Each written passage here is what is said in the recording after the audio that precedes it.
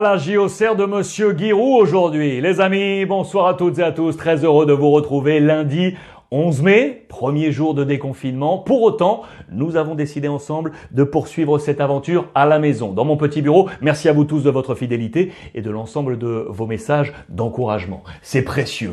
Pour commencer du coup, les amis, je vous emmène en Allemagne avec une véritable onde de choc dans les colonnes du quotidien Bild. Regardez, je vous emmène ici sur la partie orientale à Dresde, le land de Saxe, avec la formation de Dresde. 2 cas Covid-19 détectés et du coup, c'est toute l'équipe qui a été mise en quarantaine. Pour cause, le land de Saxe est un land très sévère. Il faut respecter à la lettre les règles de confinement. À la lecture de ce papier, Patrick Guillou, notre consultant beIN Sport et ami, qui m'a détaillé tout ça. Et du coup, on a craint quant à la reprise de la Bundesliga. Est-ce que cette onde de choc allait être trop forte, allait emporter le programme de Task Force orchestré par Christian Seifert, le patron de la Bundesliga? Réponse de l'intéressé, non. On a calmé le jeu. Bien entendu qu'on va parler d'équité, car le club de Dresde ne va pas pouvoir jouer durant 2 semaines, alors que les Allemands, je vous le rappelle, le 16 mai prochain, reprendront sur les antennes de beIN Sport et sans le souhait, avec les équipes de Darren Tulette, Jean-Pierre Papin, Jean-Charles Sabatier et donc Pat Guillou. Information en Italie importante avec l'AC Milan. Maldini, fin de course? Point d'interrogation dans les colonnes de la Gazzetta dello Sport. Je vous rappelle ce qui est en train de se passer du côté de l'AC Milan, avec les visages forts de l'organigramme. Scaroni, le président. Gazidis, le pouvoir exécutif, l'administrateur du club. Le pouvoir sportif était tenu par 2 têtes, 2 anciens joueurs, je vous le rappelle, Boban et Maldini. Boban, c'est out. Mésentente avec Gazidis, il a été exclu de l'opération. Maldini est toujours en place. Mais là est la question aujourd'hui. Pioli, le coach, était en difficulté, vous le savez, car l'ombre de Rangnick, l'Allemand, planait au-dessus, car on nous avait parlé d'un accord conclu avec Gazidis pour prendre la place de Pioli. Ces derniers jours, je vous avais dit qu'éventuellement il pouvait devenir manager et ainsi inquiéter Paolo Maldini. Ce dernier, souvenez-vous, je vous avais présenté la une de la Gazzetta dello Sport, avait tapé du poing sur la table. Il avait dicté ses conditions pour rester. Il voulait un pouvoir fort, actif, exécutif. Pioli, de son côté, c'était ces derniers jours, ne lâche rien. Il a l'appui des joueurs et donc il compte conserver son poste. En attendant, ce qui est sûr, regardez, c'était là ces derniers jours également, c'est la grande pagaille du côté de Milan. Pasticcio, on parle même éventuellement de gâchis à la lecture de ce titre. Affaire à suivre. L'Italie toujours avec, là aussi, une petite inquiétude. Regardez, dans les colonnes de la Stampa, le blocage de la relance. Avec Simone Inzaghi, l'entraîneur de la Lazio, qui est bien masqué. Pourquoi ces images? Explication toute simple. L'Inter et la Lazio, candidats au titre, sont au complet. Tous les joueurs sont là, prêts à la relance. Du côté de la Juve, ce n'est pas le cas. Les amis, je vous le rappelle. Et du coup, ce papier, je vous rappelle que 11 joueurs étaient partis en exil durant le confinement. De ces 11 joueurs, 2 ne sont pas rentrés. On a parlé la semaine dernière de Gonzalo Higuaín, l'Argentin, pas sûr de rentrer. Et Adrien Rabiot, le Français. Et du coup, regardez ce titre. Rabiot, que cosa fai? Qu'est-ce qu'il est en train de se passer? On commence à se poser des questions sur le retour ou non d'Adrien Rabiot et on se pose des questions du coup sur l'orchestration, la gestion de la part de la Juventus de Turin de tous ces exilés, alors que l'Inter donc et la Lazio sont prêts. On n'est pas encore prêt du côté de la Juventus de Turin. À la Juve, avec le débat Pjanic toujours, ce troc lancé avec le FC Barcelone, du côté de la presse catalane, on s'interroge parce qu'à Barcelone il y a énormément de milieux de terrain. Il va falloir dégraisser pour trouver une place à Pjanic. Vous le savez, on parle d'Arthur de Rakitic ou encore d'Arturo Vidal. Il y aurait un accord entre le club catalan et le joueur pour 4 saisons prochaines. Et dans le même temps, vous le savez, qu'on parle toujours également du troc avec l'Inter, Lautaro Martinez. Si on revient à Pjanic, on veut absolument que l'opération se fasse au plus vite possible. Et on nous dit également que dans l'opération pourrait entrer dans le troc le défenseur de la Juve, Deschelio. C'est à voir, opération à suivre autour de Miralem Pjanic, mais on veut aller très vite. Information Barça toujours avec,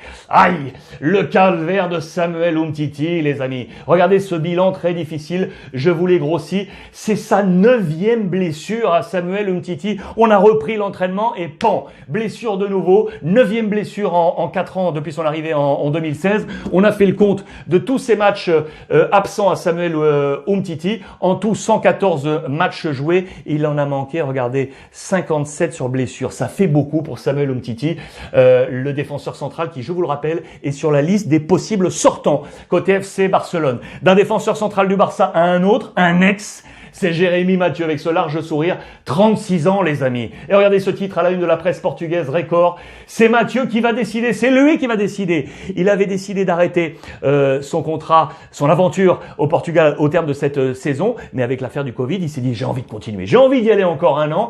Il est capitaine, il est l'un des capitaines du Sporting. Et du coup, regardez, le club lui dit tout simplement que sa place est réservée. Ça va être à lui de choisir s'il veut continuer ou non. Le Real Madrid et l'affaire Gareth Bale qui serait le rêve possible de Newcastle, les amis. Ce qui ferait les affaires du Real Madrid, ça vous le savez également. Newcastle qui a été racheté par un consortium Arabie Saoudite et du coup avec des moyens financiers très conséquents. La Chine avait essayé de prendre Gareth Bale la saison passée pour un salaire à 25 millions d'euros l'année. Cela ne s'était pas fait. Je vous rappelle également que dans le contrat de Gareth Bale, jusqu'à il y a peu, c'est important, Tottenham avait encore l'option préférentielle. En cas de transfert, Tottenham devait ou non éventuellement rapatrier l'ami Gareth Bale. Cette clause n'existe plus, elle a été passée dans le temps. Du coup, le Real peut gérer directement avec Newcastle éventuellement ce départ. On rappelle toujours que David Beckham était intéressé également pour son club du côté de Miami.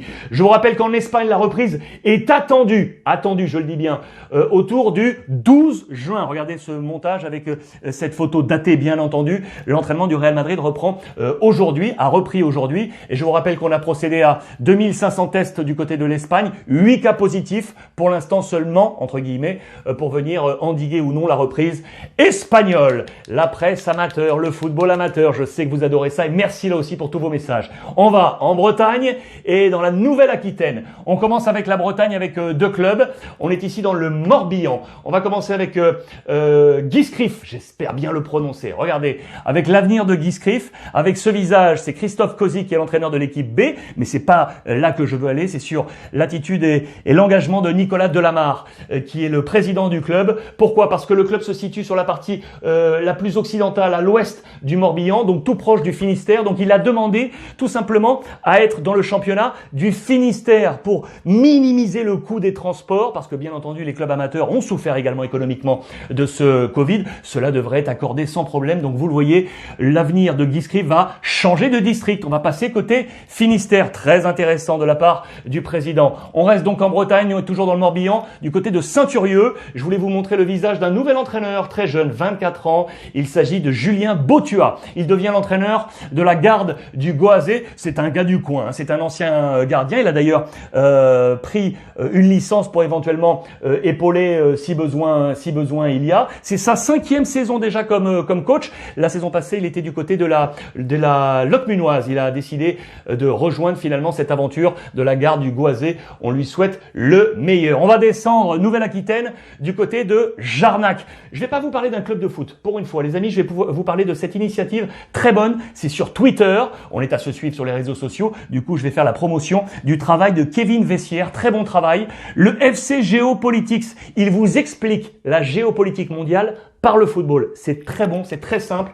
Je vous donne l'exemple de tweet. Regardez, il vous explique l'histoire de la division de l'Allemagne entre l'Allemagne de l'Ouest et l'Allemagne de l'Est pour les plus jeunes, la RFA et la RDA. Sachez qu'en 1974, Coupe du Monde, les deux équipes se sont affrontées. Franz Beckenbauer, le capitaine de la partie Ouest, et ici, Bernd Branch, le capitaine de la partie Est. Eh bien, notre ami Kevin nous explique tout ça. FC Geopolitics, et c'est sur Twitter. Je vous le conseille absolument et bravo à lui. 11 mai 1996, les amis, Auxerre, champion de France. Voilà pourquoi je voulais mettre à l'honneur la formation de Giroud et son excellent travail avec une belle récompense. Le premier et seul titre à ce jour de la Auxerre en tant que champion de France. Ils avaient fait le doublé cette année, champion et Coupe de France. Ils en auront 4 Coupes de France, la Auxerre. À Auxerre de briller à la une de l'équipe, car quelques jours plus tôt, le Paris Saint-Germain était sacré champion d'Europe face au Rapide de Vienne, avec une équipe fantastique pour la Auxerre. Regardez ces bonhommes, avec Laurent Blanc qui quittera quelques jours plus tard direction le FC Barcelone, avec mon copain Sylvestre, mon copain avec qui on est parti du côté de Gobert, que je salue bien entendu, avec du Rabat Rivoni, du Diomet, du Sabri Lamouchi, du Coco Martins, du Violo, du Guivarch, du Lasland, du Goma. Équipe vraiment fantastique, c'était à souligner. Et bravo encore au travail de Giroud du côté de la Auxerre. Les amis, merci à vous tous de votre fidélité. Très heureux de poursuivre cette revue de presse avec vous. On profite des siens, on profite des nôtres. Comme d'habitude, je vous le dis encore plus fort. Profitez des vôtres, les amis.